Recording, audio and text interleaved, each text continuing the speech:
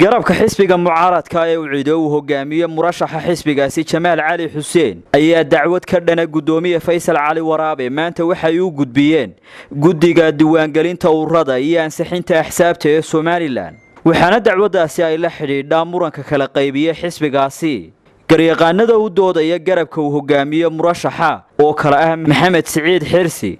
iyo Maxamuud Cabdiraxmaan ayaa la hadlay warbaahinta waxaana ay sheegeen in rajo weyn ay ka qabaan dacwadda maanta ay gudbiyeen taariikhdu tahay 17 Abriil 2016 anagoo metelayna inta badan xisbiga u cid musharax madaxweynaha gudoomiye ku-xigeenka iyo xubnaha hoggaanka inta badan oo aan liiskooda iyo xildhibaano badan oo halkan jooga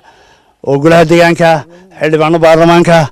oo xisbiga u cida waxaanu gudbinay dacwad ka dhana gudoomiyaha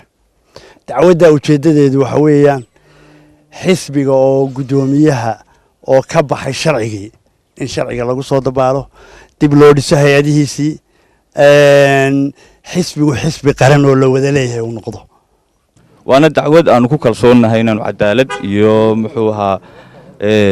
aanu heli doono waxa weeye waa dacwad aanu ku kalsoonahay inay sharci tahay waa dacwad aanu ku kalsoonahay inaanu muxuu ahaa ay noo dhisan tahay oo noo waafaqsan tahay sharciga iyo nidaamka waxayna warbaahinta la hadlay xildhibaan Maxamed Faarax Qabille oo ka tirsan golaha wakiilada xubno ka tirsan golayaasha deegaanka iyo mas'uuliyiin kale waxaan halkan ka cadeynaynaa maanta bishii Abriil 2016 inaan si buuxda ugu igmanay dacwadda